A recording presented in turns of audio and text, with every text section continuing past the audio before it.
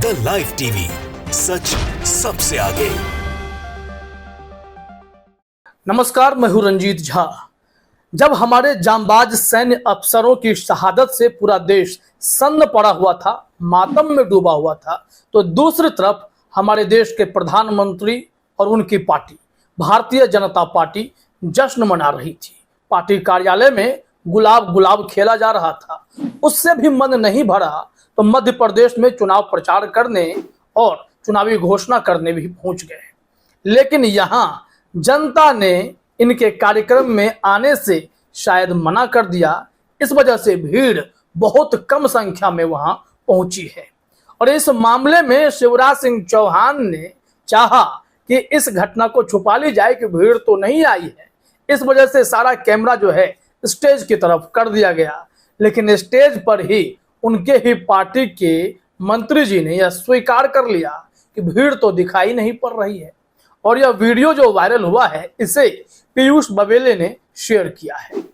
यह वीडियो आप अपने स्क्रीन पर देखिए। इसमें आपको स्टेज का दृश्य दिखाई पड़ेगा और यहाँ भी देखा जा सकता है कि स्टेज पर एक महिला है जो कुछ बोलना चाहती हैं, फिर स्टेज से आ जाती हैं।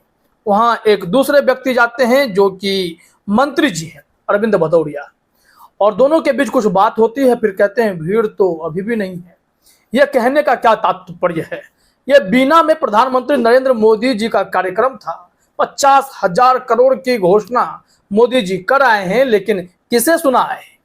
मामा जी ने जो व्यवस्था कराई, जो तैयारी कराई है, उसमें तो भीड़ ही नहीं है। जरा इस हिस्से को आप सुनिए, फिर हम आपको बताएंगे कि पीयूष बबेले ने ट्वीट में क्या लिखा है। खाली पड़ेगा तो सुना आपने। इस वीडियो को शेयर करते हुए पीयूष बबेले ने लिखा है, मामा ने सरकार और पार्टी का पैसा खर्च करके भीड़ जुटाने की तो बहुत कोशिश की, लेकिन बीना में प्रधानमंत्री मोदी के कार्यक्रम में कुर्सियां खाली रह गई। कम भीड़ की बात सार्वजनिक ना हो, इसके लिए शिवराज जी ने कैमरे को सिर्फ मंच की ओर फोकस रखा, लेकिन मंत्री अरविंद भदौरिया ने अंततः सत्य बोल ही दिया और माइक से स्वीकार कर लिया कि सब खाली पड़ा है। मतलब स्थिति साफ है कि मध्य प्रदेश में जनता बीजेपी से ऊब चुकी है।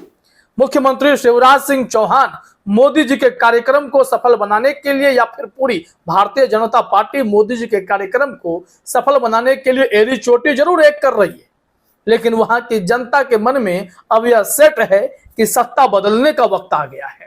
तभी तो प्रधानमंत्री मोदी जी के कार्यक्रम में अगर कुर्सियां खाली रखे जाने की बात कही जा रही है एक मंत्री के द्वारा, वो भी मुंह से अनायास निकल पड़ता है, तो सच्चाई तो यही होगी। मध्य प्रदेश विधानसभा चुनाव आने वाले हैं और मोदी जी का पूरा ध्यान उस तरफ चला गया है। तभी तो सोशल मीडिया पर मोदी जी की आलोचना हो रही है, बीजेपी की भी आलोचना हो रही है। कहा जा रहा है एक और जब जम्मू कश्मीर में हमारे सैनिक शहीद हो गए, कर्नल, मेजर, डीएसपी, इतने बड़े बड़े अफसर शहीद हो गए, उनके प्रति संवेदना व्यक्त करने की बजाय ये लोग अपने चुनावी कार्यक्रम में व्यस्त हो गए। बीजेपी दफ्तर में मोदी जी के स्वागत में गुलाब पर गुलाब बांटे जा रहे थे। मोदी जी मुस्कुराते हुए वो गुलाब रिसीव कर रहे थे। तो ऐसे ऐसे दृश्य हमें देखने को मिले तो सोशल मीडिया पर कई लोगों ने सवाल भी खड़े किए हैं।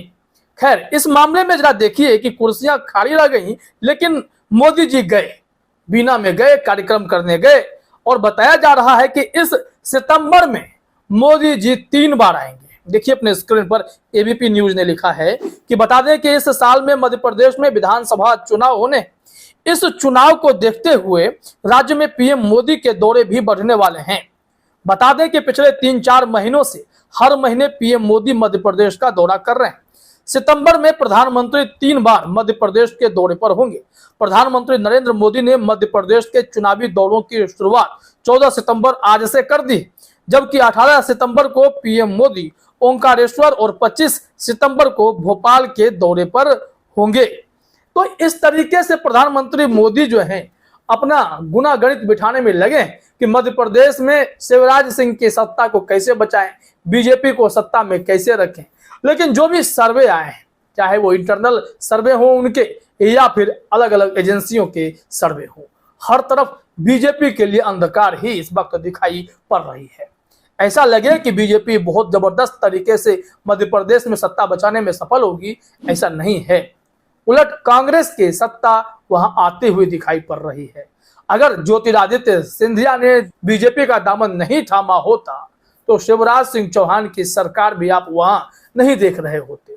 राहुल गांधी समेत कई कांग्रेसी कहते हैं कि जनादेश की डकैती करके बनाई गई यह सरकार है और ऐसे में अब जनता इन लोगों से ऊब चुकी है, सत्ता बदलना चाहती है।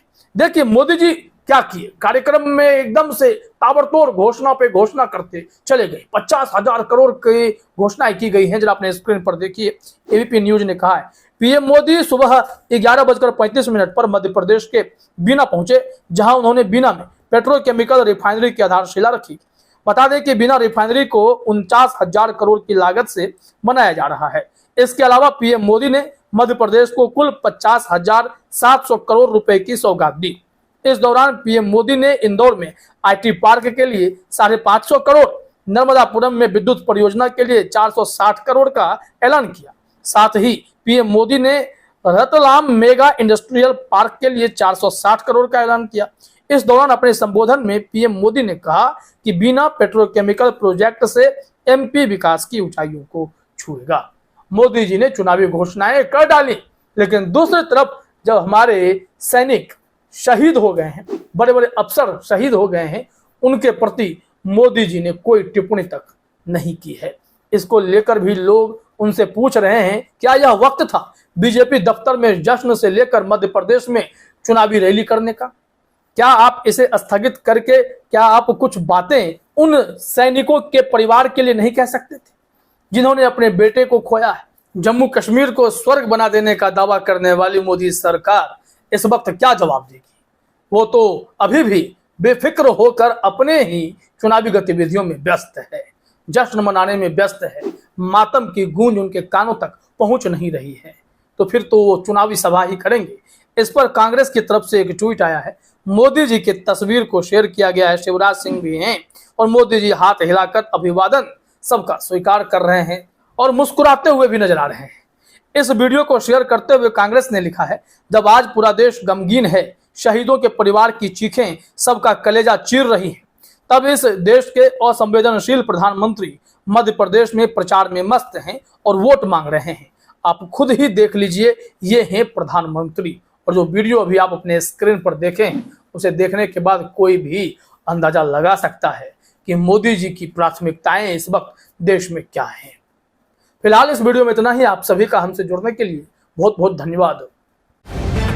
द लाइव टीवी, सच सबसे आगे।